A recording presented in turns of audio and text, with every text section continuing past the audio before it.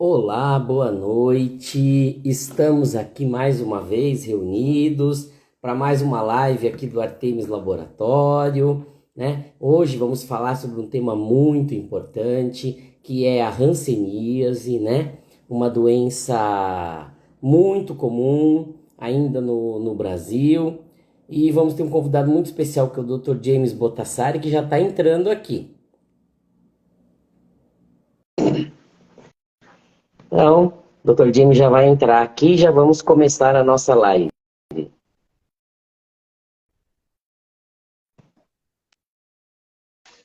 Olá, boa noite. Olá, James, boa noite. Tudo bem? Tudo em paz? Boa noite a todos. Vai ser uma satisfação muito grande poder conversar com vocês, Ótimo. entender. Então vamos É uma começar honra o aqui. convite do Dr. Fábio sempre.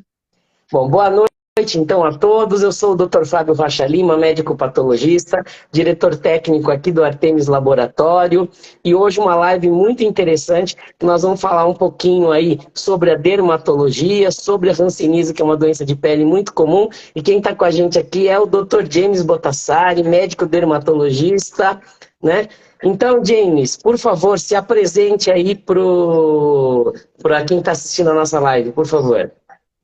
Boa noite a todos. Eu sou médico dermatologista, formado na Universidade Estadual de Londrina. Depois fiz o curso de medicina lá, fiz clínica médica. Naquela época era um pré-requisito. E depois eu fiz a dermatologia na Faculdade de Medicina de Marília. E obtivemos título de especialista e estamos já aqui em Dourados há 20 anos exatos. Legal, um pouquinho mais que eu. Eu tô a 18 aqui. O tempo Chegamos quase na. passa, Hã? o tempo Passa, passa. passa. Bom, James, a primeira coisa que eu quero falar é que, né, agora dia 5 foi o dia do dermatologista, né? Então, primeiro, parabéns aí por essa data, né? E aproveitando, né, essa data aí, eu queria que, vamos começar a nossa live, então, falando quem é o médico dermatologista, né? O que ele faz e a importância dele, né, para a saúde, né? Para a saúde de um modo geral. Pois é, o médico dermatologista é aquele que faz o curso de medicina e depois ele faz uma especialização com pelo menos 3 anos de duração e é responsável por cuidar do maior órgão do corpo humano, que é a pele, que tem primordialmente a grande função de ser uma barreira, um meio de separação entre o interior do nosso corpo e o que está fora dele, certo? Tem várias outras funções, além de proteção, de trocas com esse ambiente. E é muito importante porque também é o nosso contato com as outras pessoas. Então, o dermatologista é responsável por diagnosticar e tratar as doenças que acontecem na pele e também, hoje em dia, com os grandes avanços na cosmetria e nas tecnologias, como os lasers e tudo mais, cuidar da qualidade desse nosso cartão de visita, né? Sempre melhorando também a autoestima das pessoas. Legal, James, muito bom. Então, né, tratar e diagnosticar as doenças da pele, mas hoje, né, você falou da cosmiatria, né, acho que é muito importante, né, frisar a importância, né, que o dermatologista tem e de procurar o dermatologista também quando você quer um procedimento estético, né, porque acho que esse hoje é um dos grandes problemas aí, né, nos dias de hoje, né. Certo. Eu acho que é fundamental que a gente possa ter profissionais que tenham conhecimento daquilo que estão fazendo. Tá? Uhum. É uma época estranha em que dá a impressão que tudo é muito fácil, tudo é muito simples, mas a gente até perdoa, mas a natureza não perdoa. Então, muitas vezes se faz coisas que vão de acordo com a fisiologia da pele, que vão contra a fisiologia da pele, que vão contra como as coisas funcionam, e isso pode, além de trazer resultados indesejados, a gente pode ter riscos para a saúde do paciente. Então, é muito importante que se procure um profissional devidamente habilitado para que se possa primeiro conhecer, saber se está tudo certo, cuidar da pele desde os princípios mais fundamentais, para só depois, então, a gente pensar nessas coisas que são mais avançadas, né? Aí usar as tecnologias, usar as novidades que nós sempre temos às mãos. Legal, legal, muito bom. Ó, já tem uma pergunta aqui que já vem bem de encontro ao que a gente já ia falar, então já vamos começar a discutir aqui com quem está assistindo. Quem fez a pergunta é o Ademir Baena, fonoaudiólogo, que já fez até uma live comigo também, deve conhecer o Ademir Baena, né? Boa Sim, noite, sim, Ademir. conheço. Sim. Boa noite, sempre está presente nas nossas lives aí. E ele pergunta, quais as doenças mais comuns da pele? Aí a gama é vasta, tá? Mas a gente Sim. tem desde daquelas doenças que fundamentalmente têm mais a ver com a alteração da aparência mesmo, com manchas pigmentares, como por exemplo o melasma, as melanoses solares, até aquelas que mais são motivo de consultas, né? As dermatites, as inflamações na pele, muitas vezes relacionadas ao contato com algumas substâncias, ou uso de alguns medicamentos, né? E a gente não pode esquecer que a dermatologia também cuida dos cabelos e das unhas. Então, muitas doenças que acontecem nas unhas são tratadas na dermatologia. E, por outro lado, as unhas também podem ser a sede de doenças de outros órgãos com manifestação nas unhas. Da mesma forma, os cabelos. É impressionante, mas em torno de 15% das consultas dermatológicas são relacionadas ao cabelo, ou aos cabelos. Então, também é competência do dermatologista entender, diagnosticar e tratar as principais doenças das unhas e dos cabelos. Legal. E não esquecer do câncer, né, James? Que é muito importante, né? Pois é, até nós já fizemos uma live a esse propósito, e o câncer de pele é aquele que é mais diagnosticado em todo o mundo. A maior parte dos tumores, eles podem, se forem diagnosticados e tratados de uma maneira precoce, ter uma resolução muito grande, de maneira que é baixa a mortalidade, mas essas lesões, se negligenciadas, se elas forem abandonadas, elas vão acabar sendo destrutivas, né?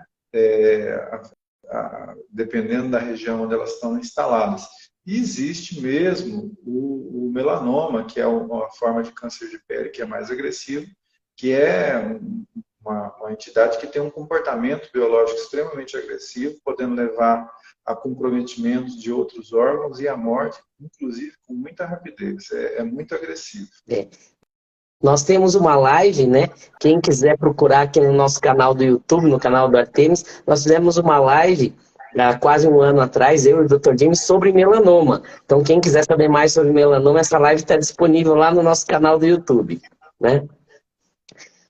James, então, né? Nós estamos em pleno verão, né? Moramos numa região que tem uma incidência solar enorme, né? E quais são as principais dicas para cuidar da pele nesse verão, né? Como que a gente cuida da nossa pele nesse verãozão bravo do Mato Grosso do Sul? Certo. Olha, é muito importante a gente se lembrar de cuidar do organismo todo, como um todo nessa fase do ano, né? Então, sempre se lembrar da gente hidratar muito o nosso corpo como um todo. Ó, o Fábio já aproveitou a dica e já está tomando uma água aí. Então, manter sempre o nosso corpo muito hidratado. A hidratação ela é feita com medicamentos, com produtos que a gente, com os nossos hidratantes, mas não adianta, você pode passar a farmácia inteira, se você não tiver água dentro do seu corpo, vai ser muito difícil a gente conseguir hidratar alguma coisa. E especificamente em relação à dermatologia, é muito importante a gente tratar da fotoproteção. Por quê? A nossa região é uma região onde a gente tem uma quantidade muito intensa de radiação ultravioleta durante todo o ano, diga-se de passagem, mas que nessa época do ano que nós estamos, ela atinge valores máximos. É impressionante a quantidade de ultravioleta que nós temos na nossa região. Além disso, isso, nós temos uma região em que existe muitas pessoas que têm atividades profissionais que são feitas ao ar livre. Então, você tem muitas pessoas que trabalham na agricultura, muitas pessoas que trabalham com pecuária, e essas pessoas, por força da profissão, acabam tendo uma exposição muito intensa. Existe também muitas pessoas no nosso meio que são de origem europeia, né? No Brasil existem muitas misturas, muitas coisas, mas essa população que é de origem europeia, que tem a pele clara, ela se ressente mais da exposição ultravioleta. Então, quanto mais clara for a pele clara, cabelos claros, olhos claros, maior vai ser a sensibilidade da pessoa à exposição ao sol. E a dica é sempre usar o filtro solar.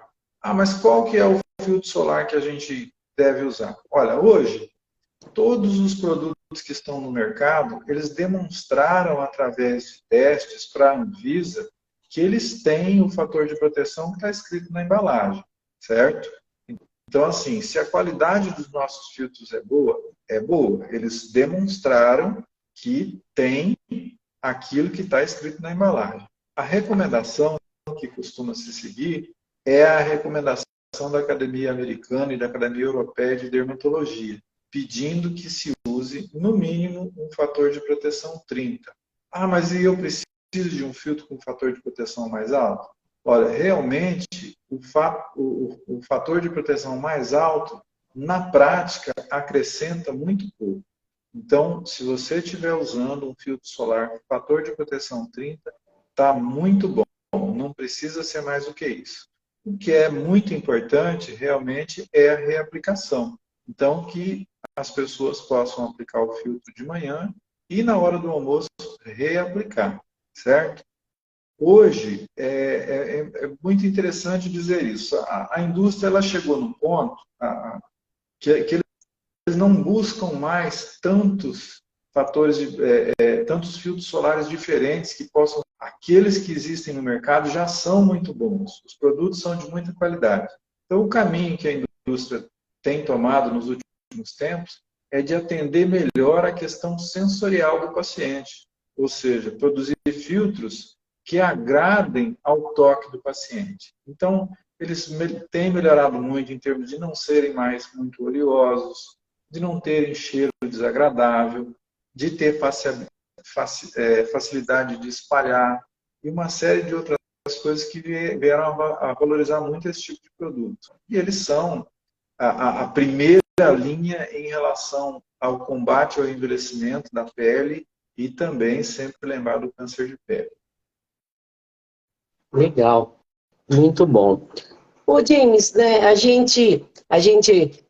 vezes a população não associa diretamente o dermatologista à cirurgia, né? Mas a dermatologia é uma especialidade cirúrgica, né? E o dermatologista faz cirurgias, né? Ele é o profissional que retira lesões suspeitas da pele, faz biópsias, né?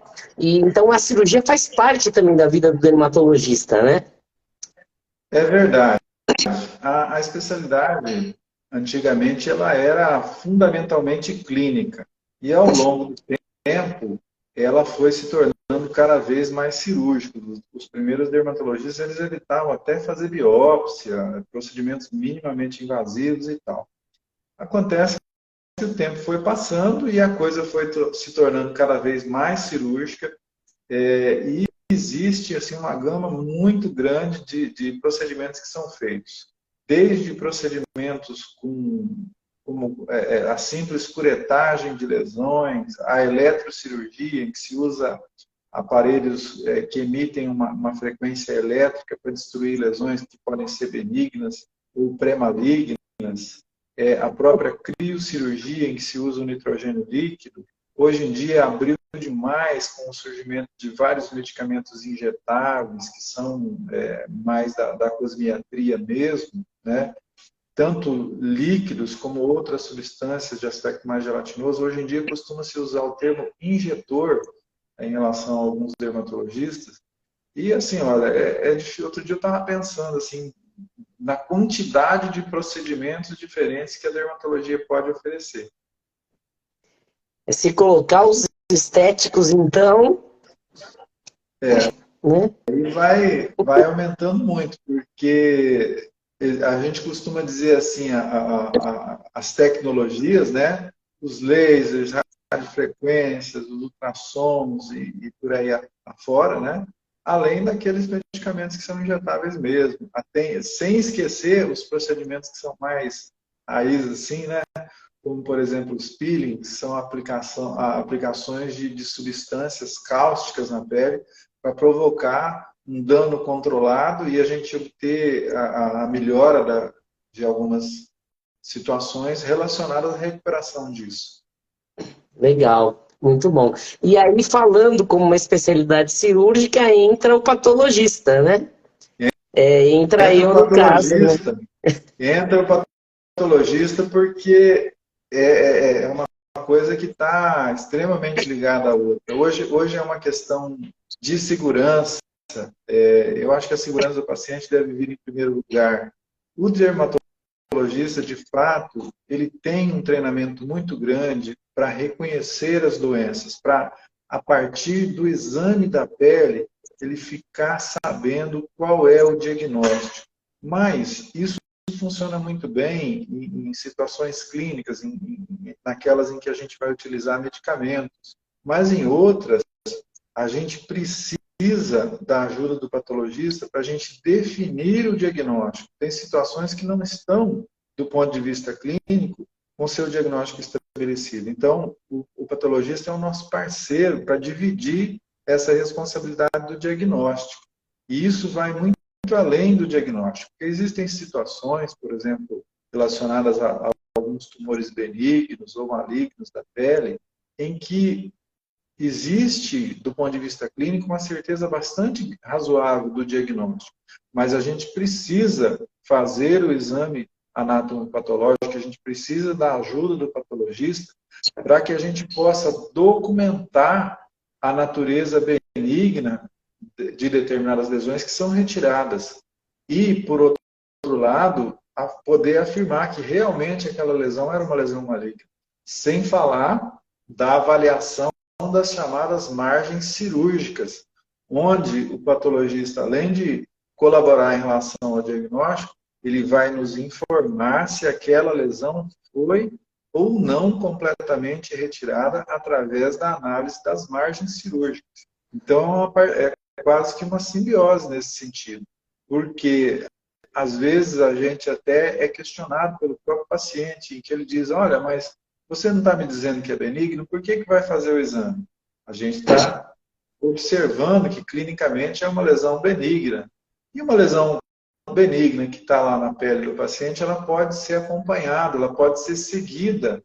Mais uma vez que você faz a retirada, a lesão não existe mais.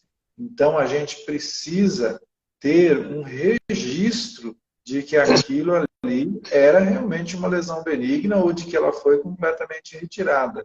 Porque, senão, no futuro, você pode ter uma surpresa desagradável de repente, só para citar um exemplo assim, bem que já aconteceu não poucas vezes, de repente vem o paciente lá, ele tem uma metástase de um tumor de pele, vamos, por exemplo, uma metástase de melanoma. Mas é uma metástase, quer dizer, isso veio de algum lugar, mas da onde que veio? Às vezes, eu tinha um professor que dizia assim, da onde que ele veio? Do balde. Por quê? Porque foi retirada uma lesão classificada como benigna. Essa lesão, na verdade, era uma lesão maligna e não foi diagnosticada e não foi avaliado se ela foi retirada completamente. Então, hoje em dia, a retirada de lesões é igual a exame anatomopatológico. São muito poucas as exceções em relação a isso. Via de regra, retirou anatomopatológico. É questão de segurança para o paciente. E aí que eu entro, né? Eu sou médico patologista, né? E aí que a gente analisa todas essas lesões, né? Então, você pega aí no nosso dia a dia, né, do laboratório, uma das lesões que mais entra são lesões de pele, né? E que é uma área que eu trabalho, que eu gosto de trabalhar, que eu tenho uma subespecialidade em dermatopatologia, né? e a gente vê mesmo que a importância que tem, né, o exame anátomo patológico, que é, a gente vai olhar as células, né? Enquanto você olha lá a lesão como um todo, eu vou olhar as células e o que está acontecendo nas células naquela lesão que você retirou, que você fez a biópsia, né? E muitas vezes a gente simplesmente confirma aquilo que está na clínica, muitas vezes, na grande maioria das vezes. Muitas vezes a gente ajuda, né? Porque às vezes você tem 2 ou 3 hipóteses e a gente consegue definir, não, é mais essa daqui. E muitas vezes até a gente encontra coisas diferentes, né? Porque medicina não é ciência exata, né? Então, muitas vezes, a gente encontra coisas diferentes na célula do que tem aquele aspecto clínico, né? Então, por isso que é a mais importante ainda é fazer o exame, como você falou, né? Às vezes, aquela lesão que parecia ser benigna pode não ser benigna, né? Pode ser uma lesão maligna. Então, realmente, a gente ter esse trabalho de dia a dia aí, né, de ver essas lesões, trocar ideia com o dermatologista, fazer esse trabalho em paralelo é muito importante, né, James? E a gente está aí há 18 anos trabalhando juntos aí, né, É nessa parte de diagnóstico de verdade. doenças de pele. E existem situações até em que o patologista pode contribuir muito para que se defina qual é a conduta. Ou seja, você tem uma lesão, essa lesão é maligna, mas maligna qual? Às vezes, do ponto de vista clínico, não é possível chegar nesse diagnóstico de certeza. E isso faz total diferença, porque às vezes uma lesão é maligna, mas ela é um tipo de lesão que requer uma retirada mais simplificada, uma retirada com uma margem pequena, uma margem estreita. Outras vezes, dependendo do tipo de lesão, existe uma demanda já de que ela seja retirada e com uma margem cirúrgica mais ampla, ou seja, vai ser necessário retirar mais tecido para garantir a segurança do procedimento. Isso também é definido pelo patologista. Sem falar daquelas situações em que pode ser feita a biópsia no intraoperatório, né, em que as margens cirúrgicas podem ser avaliadas ainda no decorrer da cirurgia. Ou seja, se retira a lesão em questão, o patologista vai avaliar a margem e vai dar o ok para o cirurgião dermatologista, o outro colega que estiver operando, falou, olha, ainda tem lesão, nós precisamos ampliar. Aí se vai lá e retira mais um fragmento de lesão e até que a gente obtenha esse ok da margem cirúrgica livre para que possa se providenciar o fechamento da cirurgia, então. Legal, muito bom. Pessoal, dá uma dica aqui, né? Pessoal que entrou agora na live, ou o pessoal que vai ter que sair, essa live está sendo gravada, daqui a pouco ela vai estar disponibilizada aqui no Instagram, né? Então, para vocês poderem acompanhar, e amanhã ela já vai estar no nosso canal do YouTube, lá do Artemis Laboratório, é só digitar Artemis Laboratório lá no YouTube, que vai aparecer a nossa página. E lá tem mais de 70 lives já nesses 2 anos que a gente tem feito as lives aqui, tá? Sobre vários temas, e vários temas também de dermatologia que nós estamos discutindo aqui. Tem sobre melanoma, tem sobre câncer de pele, tem sobre alergias cutâneas, tem várias lives interessantes lá, tá? Então, pessoal, vai lá no nosso canal, assistam as lives, e se perder uma parte aqui, aproveitem lá. Bom, James, vamos entrar então, né? Mês passado foi o mês do Janeiro Roxo, né? Que é um mês dedicado a uma doença chamada hanseníase, né? Que antigamente chamavam de lepra, né? Que aí quando você fala lepra, o pessoal lembra mais dessa doença. Uma doença muitas vezes esquecida, o pessoal acha que não existe mais, mas no nosso dia a dia aí, o que eu dou de diagnóstico de hanseníase é uma quantidade considerável, né? Então, eu falo que é uma doença que a gente tem que conversar, né? Tanto que ela tem um mês específico para isso, né? Então, Diego, vamos falar um pouquinho dessa doença, da importância dela e por que ter um mês, né, específico para falar dessa doença.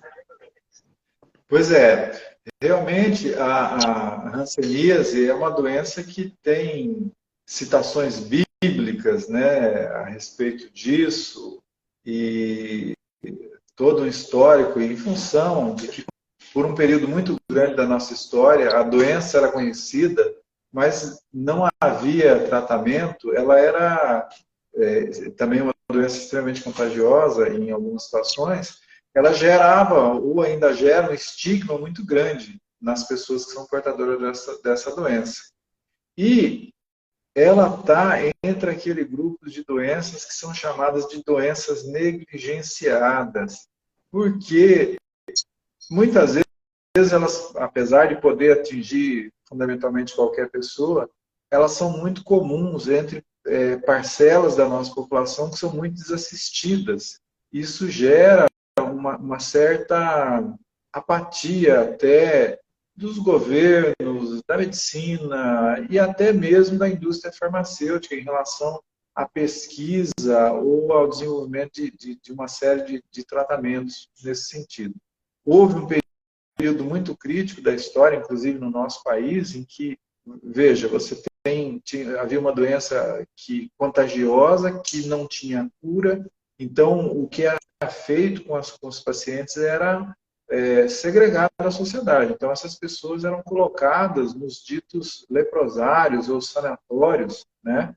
E elas eram mantidas lá para que realmente se interrompesse a cadeia de transmissão. Tá? As coisas evoluíram, houve tratamentos, e é muito, com certa tristeza, a gente tem que dizer que a hanseníase, apesar de ter tratamentos extremamente eficientes, e de que eu me lembro de quando eu era estudante de medicina, havia a perspectiva de que ela pudesse deixar de existir como um problema de saúde pública até o ano 2000. Nós já vamos em 2023 e a coisa está por aí e está muito forte. Então, merece se dizer que é uma doença negligenciada. Mas e por que então a gente tem uma doença que tem tratamento e que permanece dessa maneira? Olha, eu acho que realmente o Fábio tem razão. Ela muitas vezes é esquecida. E é uma doença complexa, é uma doença infecciosa provocada por um bacilo que é de reprodução intracelular obrigatória. Mas, apesar disso, é transmitida por via respiratória e tem uma predileção muito grande pela pele, pelos nervos mais periféricos.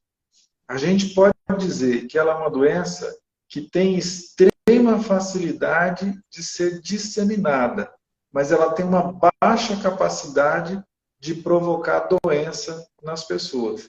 Se imagina que até por volta de quase 90% das pessoas têm uma imunidade natural. Quer dizer, mesmo após contato amplo e restrito com pessoas com hanseníase, essas pessoas jamais vão desenvolver doença nenhuma, porque elas têm uma imunidade natural. Por outro lado, há aqueles que são suscetíveis e que vão desenvolver a hanseníase, desde as suas formas mais simples e mais leves, até formas graves, que são muito incapacitantes, que provocam deformidades, que provocam incapacidade para o trabalho, que podem levar a um comprometimento estético muito grande, até mesmo a visão pode ser comprometida e outras situações. Então, ela tem que ser lembrada. E é uma função muito grande dos médicos, principalmente dos dermatologistas, mas do médico geral também, lembrar que ela existe. Então, aquele paciente que chega, ele vem reclamando ali que tem uma mancha, que está ali, mas ele não tem muito sintoma. Às vezes o paciente vem e vai direto ao ponto e fala, olha, essa mancha aqui parece que a pele é morta e eu não sinto nada e tal. Tem que ser lembrado da existência, porque é incrível como essa doença permanece. A gente tem os esquemas ditos de poliquimioterapia, que foi, graças a Deus, a gente tem que dizer isso, foi abraçado o esquema de tratamento da hanseníase pela, pela ONU, né? Eles têm via Organização Mundial de Saúde, e é uma coisa que, senhores, na rede pública funciona muito bem nesse tempo que eu tenho de dermatologia, já há mais de 20 anos. Eu não tenho notícia de que tenha havido desabastecimento dos medicamentos. Todos os medicamentos são distribuídos gratuitamente na rede pública e cabe a nós, além de manter a vigilância, um alto nível de suspeita em relação a essa doença, falar sobre esse assunto para nós, para as outras pessoas, né? Para o médico não dermatologista, a gente se lembrar de fazer o tratamento, de providenciar cuidados para que essas pessoas não venham a ter deformidades, não venham a ter prejuízo na sua capacidade de trabalho e vigiar aqueles que estão perto, porque é uma parte muito grande do tratamento a gente acompanhar os contactantes de hanseníase. Isso é uma tarefa bastante difícil, mas ela precisa ser feita. Uhum. Legal. E, James, uma realidade importante é que o Brasil é um dos países do mundo que mais tem hanseníase, né? A hanseníase, ela vai muito bem nos lugares onde o clima é mais quente. Então, os lugares onde a gente mais tem hanseníase aqui na América do Sul, principalmente na Índia, na Ásia, em muitos lugares, tem muita hanseníase ainda. Talvez por uma dificuldade de acesso para fazer o diagnóstico, as pessoas muitas vezes nesses países têm uma demora muito grande em se fazer o diagnóstico, porque ela costuma ser bastante silenciosa. Se acredita que o período de incubação, ou seja, entre a pessoa adquirir o bacilo da hanseníase e ele manifestar doenças, pode levar, em média, entre 5 e 7 anos. Então, é muito difícil, às vezes, o paciente ele fazer a associação de que aquilo possa ser hanseníase. Porque é uma coisa que vem de tanto tempo que é muito difícil até você fazer o levantamento epidemiológico dessas pessoas, certo? A predileção do bacilo é pelos nervos sensoriais, principalmente. Então, existem manchas com perda de sensibilidade, pode haver um comprometimento mais sério de áreas extensas, de nervos maiores, né, de troncos nervosos mesmo, levando o paciente a desenvolver deformidades, perdendo funções das mãos, dos pés, e sem contar aquelas formas mais graves. Existe dentro da hanseníase o chamado estado reacional, em que o paciente, se costuma dizer isso, ele tinha uma doença que era infecciosa relacionada ao bacilo, mas que isso ativou no organismo dele o sistema imunológico. Então ele deixou de ter uma doença infecciosa somente e passa a ter uma doença imunológica que pode ter consequências bastante devastadoras, principalmente para os nervos, não só sensoriais, mas também atingindo a parte motora de muitas pessoas. Legal. Pessoal, ó, tem bastante gente entrando agora. Quem tiver dúvida, o chat está aberto aí. Por favor, façam perguntas, tá? Mas você comentou aí da perda da sensibilidade, né? Então, a pessoa, qual que é a principal coisa que o paciente tem que se preocupar? Ó, eu posso estar com hanseníase, né? Qual que é o principal sintoma inicial da doença que o paciente tem que falar, não, eu posso estar com essa doença, eu tenho que procurar um médico? Certo. Bom, o que mais chama atenção na hanseníase é a perda de sensibilidade. Então, o paciente pode ter áreas em que ele tem perda da sensibilidade, em que, às vezes, o paciente acidentalmente ele pode perceber que ele fez um pequeno ferimento ali e não percebeu. É muito comum pessoas, por exemplo, que têm durante os afazeres diários, domésticos, tem contato com fogo, às vezes, e não percebe que tiveram, porque houve essa área de perda de sensibilidade. Então, isso é o primeiro alerta. Mas também observar manchas claras, que muitas vezes elas não têm muita coisa a não ser alteração de pigmentação. Mas é marcante na hanseníase a perda de sensibilidade. algumas formas, que são aquelas formas mais agressivas, em que o paciente tem menos capacidade imunológica de combater o bacilo, ele pode ter áreas que ficam infiltradas, né, que a pele fica avermelhada, fica com aumento de volume, inclusive, isso incluindo extremidades, como as orelhas, nariz e tudo mais, levando alguns sinais clássicos, né, que são aqueles que a gente não quer ver, né, porque aquele que até a secretária da clínica faz o diagnóstico, a gente não interessa para nós, nós temos que pegar aquele paciente que está iniciando, certo? Então, o paciente que tem perda do terço lateral das sobrancelhas, a gente chama isso de madarose, ou tem infiltração do centro da face, formando a chamada face leonina, que são características das formas mais graves, certo? Mas ela é uma doença que pode ter uma diversidade muito grande de apresentações, né? Desde formas nodulares, ou formas em placas extensas, né? Mas o mais comum é a mancha com perda de sensibilidade. É. E a gente vê como a doença é comum, né, James? Olha, aqui no Mato Grosso do Sul, nesses 18 anos que eu trabalho aqui, não teve mês que eu não dei diagnóstico de hanseníase aqui, tá?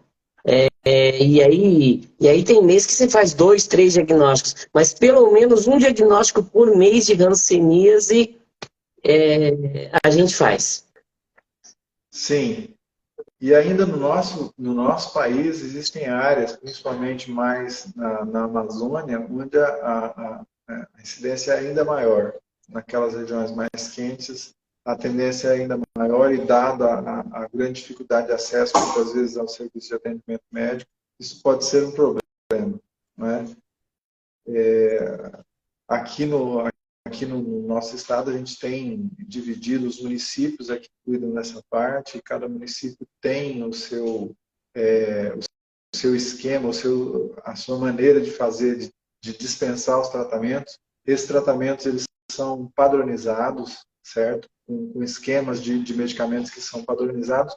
Isso facilita muito o tratamento, porque o paciente é diagnosticado, a forma clínica que ele tem é classificada, e a partir daí é mais fazer a dispensação desse medicamento. E veja que é muito interessante que hoje em dia os pacientes recebem o tratamento que é proposto para eles de acordo com a forma que tem, e eles recebem alta considerados curados. Então, veja, a doença tem tratamento, o tratamento existe na rede pública, ele é altamente eficaz, recebe alta porque teve cura, e mesmo assim a gente não consegue resolver completamente o problema. Existe um empenho muito grande, ainda existe pesquisa, existem centros que são referência. Aqui no Brasil nós temos centros que são referências mundiais na pesquisa da hanseníase, e tem havido esquemas de tratamento alternativos, esquemas especiais, que tem uma estratégia da saúde pública de proteger esses esquemas especiais. Por quê? Porque os esquemas mais comuns são extremamente eficientes. Então, você tem que reservar esses esquemas especiais para situações especiais. Mas a cura existe, as medicações são eficientes, mas o tratamento é bem longo, né, James? O tratamento não é um tratamento rápido, né? Esse tratamento ele vai depender muito da forma que o paciente tenha. Aqueles pacientes que têm uma imunidade parcial, que têm as formas que a gente diz falcibacilares, eles costumam receber o tratamento por apenas 6 meses, certo? As formas mais graves são pacientes que podem precisar de tratamentos por até 2 anos. E essas formas mais graves, elas podem, naquela situação que eu já falei, em algumas vezes o paciente ele deixa de ter simplesmente uma doença infecciosa e passa a ter uma doença imunológica, como os chamados estados reacionais da hanseníase. Você tem a chamada reação reversa e o eritema nodoso. O eritema nodoso pode acontecer antes, durante ou depois, muito depois do tratamento. Então, esses pacientes muitas vezes vão receber alta, mas posteriormente poderão ter que ser readmitidos. E existe mesmo os casos de reinfecção, que tem que ser considerados. Uhum. Ó, tem uma pergunta aqui, James. A Márcia Namastê aqui.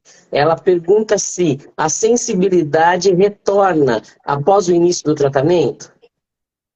Então, esse aqui é o problema. Por isso que nós precisamos ter um esforço muito grande para fazer o diagnóstico precoce.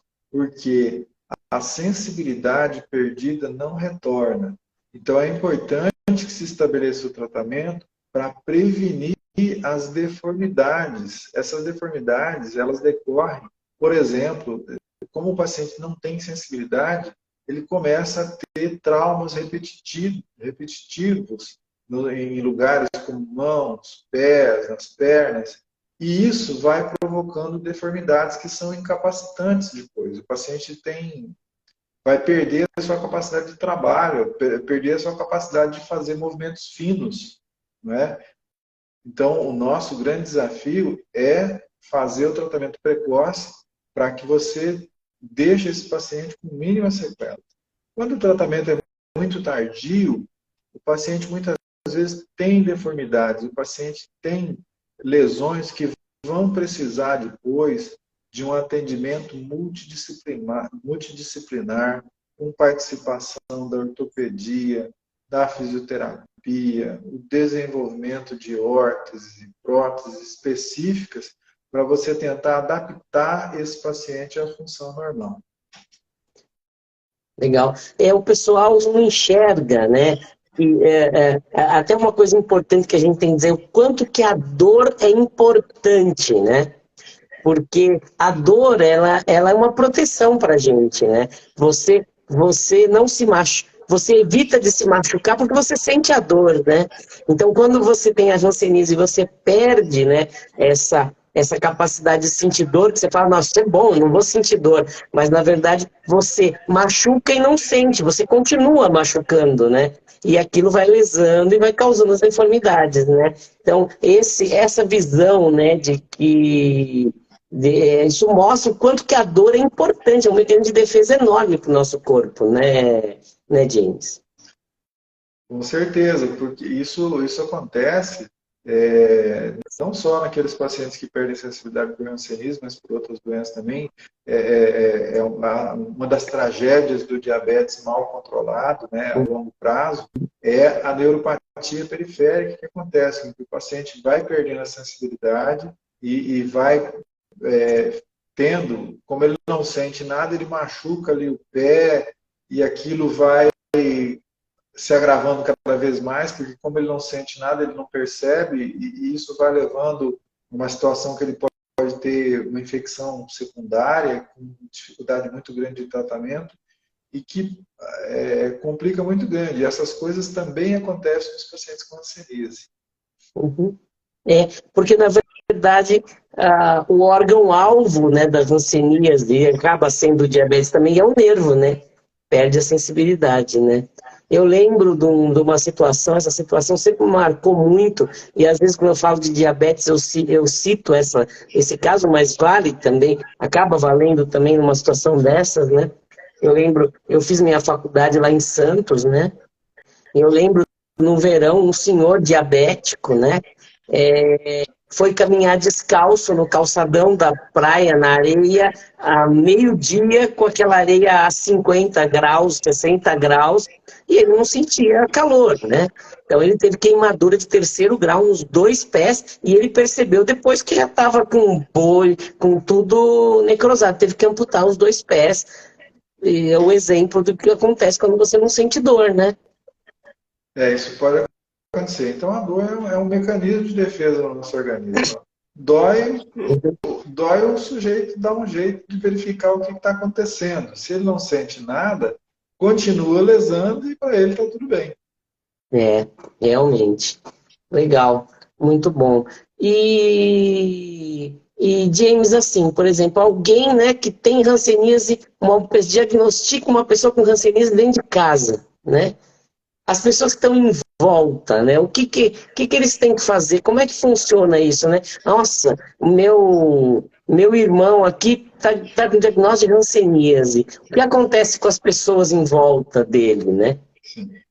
Bom, a primeira coisa que a gente precisa fazer é não se desesperar, porque como a gente já citou agora há pouco, entre o sujeito ter o contato com o bacilo e ele começar a manifestar a doença, precisa em média, entre 5 e 7 anos. Então, quer dizer que você está convivendo com o seu familiar querido com hanseníase há 5 a 7 anos. Então, nós não precisamos nos descabelar hoje, mas existe uma política de saúde pública, a avaliação dos chamados contactantes de hanseníase. Então, é comum que o paciente ingresse nos sistemas de tratamento e que o sistema procure, faça uma busca ativa pelos contactantes, ou seja, pessoas que vivem na mesma habitação ou que têm um contato muito grande, muito prolongado com essa pessoa, para que elas possam passar por uma avaliação dermatológica, possam fazer um exame a fim de identificar possíveis lesões que poderiam ser de hanseníase. Então, é muito importante na estratégia de prevenção o estudo, o acompanhamento dos chamados contactantes de hanseníase. E já nesse propósito, é importante a gente lembrar que não é porque a gente cruzou no mesmo lado da calçada com o paciente de hanseníase que nós vamos pegar hanseníase. O contato, ele demanda, a aquisição do bacilo demanda um contato íntimo e prolongado. Então, assim, é importante para as pessoas que moram na mesma habitação, para pessoas que trabalham junto com esse paciente, certo? O caso de se ter um contato esporádico com a pessoa, ele tem uma chance muito baixa de provocar a transmissão da doença. Uhum. Você comentou aí, né, da busca, né, dos contactantes, mas também da busca ativa de casos, né? E eu lembrei das histórias contadas pelo Dr. Vilela, né? Nossa, lembra, né, o Saudoso Dr. Dr. Vilela? Vilela. O Dr. Vilela era um daqueles antigos rancenologistas, né? E um médico muito conhecido aqui em Dourados, né? E uma vez nós fizemos um cursinho lá de hanseníase para os alunos na faculdade e levamos ele, o Dr. Pedro, lá para conversar com os alunos sobre hanseníase, né? E ele contando, né, as aventuras dele de cavalo, barco, jipe, a pé, por esse interiorzão do estado do Mato Grosso aí, buscando casos de hanseníase nos anos 60, né? Pois é. A história da hanseníase, ela, no Brasil, ela é tão triste como em outros lugares. Então, você tinha, como a gente já citou, uma doença contagiosa, não havia tratamento, então essas pessoas eram recolhidas do convívio com a sociedade.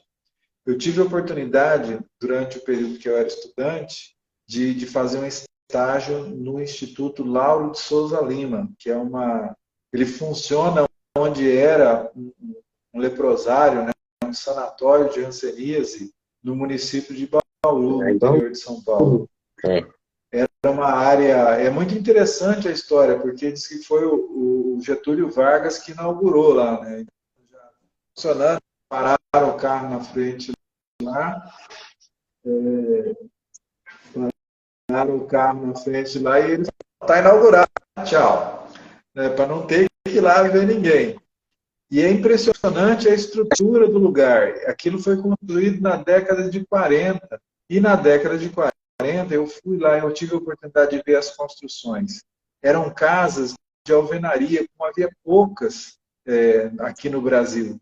Casas de alvenaria muito bem construídas. O ambiente lá tinha mercado, tinha cinema. Imagine cinema na década de 40. Tinha, inclusive, um cassino, uma igreja, tinha padaria, tinha de tudo naquele lugar. bem diferente do que havia até em algumas cidades, alguns bairros mais nobres do nosso país. E por que que tudo isso acontecia? Para que essas pessoas não sentissem vontade de sair de lá. Porque, como era extremamente contagioso e não havia tratamento, era importantíssimo que o sujeito ficasse por ali. Então, era feito as coisas de uma maneira extremamente para que essas pessoas se sentissem extremamente confortáveis e não estivessem no convívio com a sociedade. Eles tinham outro detalhe, eu achei muito interessante, eles tinham um campo de futebol com vestiários subterrâneos. Imagina isso no Brasil na década de 40. Então, era um conforto muito grande para essas pessoas. Tanto é que depois, quando surgiu os tratamentos e tudo voltou para a normalidade, houve muitas dessas pessoas que encerraram sua vida por lá, porque elas não conseguiram se readaptar fora de lá. Legal. Eu tive a oportunidade de conhecer lá também. Conheci grandes patologistas que trabalharam lá, né? Inclusive o Dr. Negrão Fleury, que foi um grande patologista, era uma das maiores autoridades em hanseníase, né? E eu tive a oportunidade de acompanhar ele em alguns casos, em discussões, e realmente era um dos grandes centros mundiais mesmo de estudo e de tratamento de hanseníase. Sim. Lá é uma referência mundial em termos de pesquisa em hanseníase, né? É muito, muito interessante isso. Uhum. Parece que tem uma pergunta aqui sobre terapia fotodinâmica.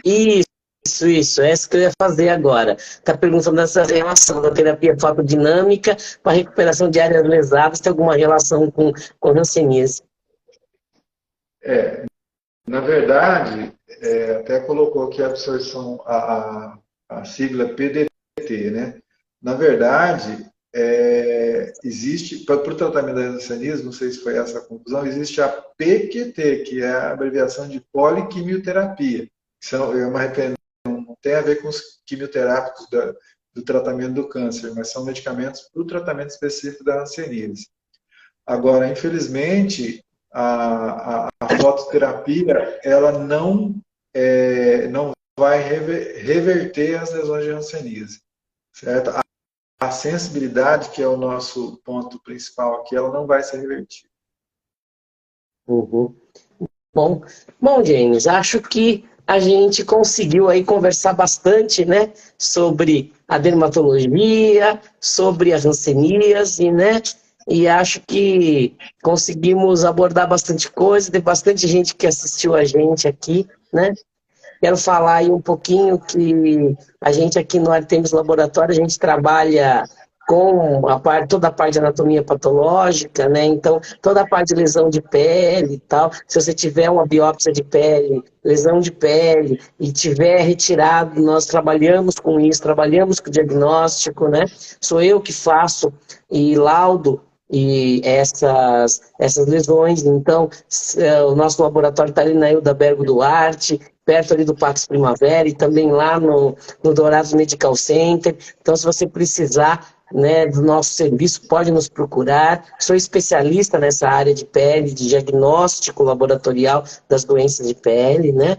Então, eu estou sempre lá no Artemis à disposição de vocês para tirar dúvida e pode nos procurar lá no laboratório.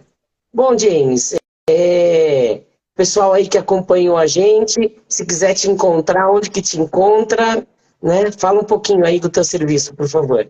Sim, só para complementar que muitas vezes a gente precisa apesar da hanseníase ser uma doença de diagnóstico essencialmente clínico, muitas vezes é preciso fazer um exame anatomopatológico, fazer uma biópsia de pele para poder estabelecer esse diagnóstico. E que acaba sendo um conforto quando você consegue essa ajuda do patologista, até para que isso tenha um acesso mais simples em relação aos tratamentos que são da rede pública. Nós estamos aqui em Dourados já, agora no último dia 15 de janeiro, completamos 20 anos em Dourados, e a gente atende aqui próximo do laboratório do Dr. Fábio, aqui na Avenida Presidente Vargas, número 1225. A referência aqui é o Corpo de Bombeiros. Nós atendemos pertinho do Corpo de Bombeiros aqui em Dourados. Estamos aqui à disposição,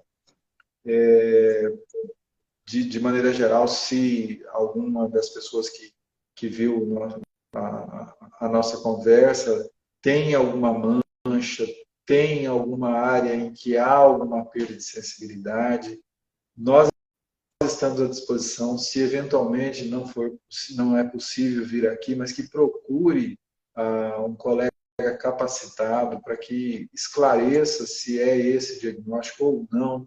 É muito importante, às vezes, a gente tranquilizar a pessoa dizendo que não é esse diagnóstico também.